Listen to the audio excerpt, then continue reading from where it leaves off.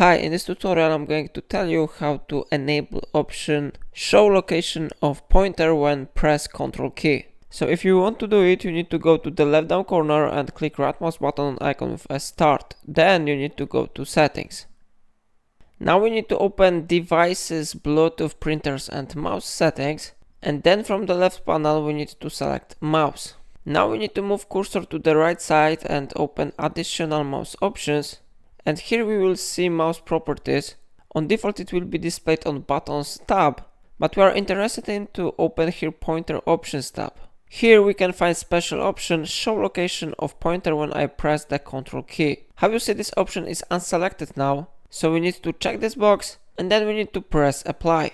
After a moment this option will be successfully implemented, so now we can click OK button. Okay, so if I click Ctrl button, I can see this one effect, and how you see it really works. So it's all for today. If I helped you, remember to like this tutorial and subscribe my channel. If you want to support my channel, buy me coffee from link in description.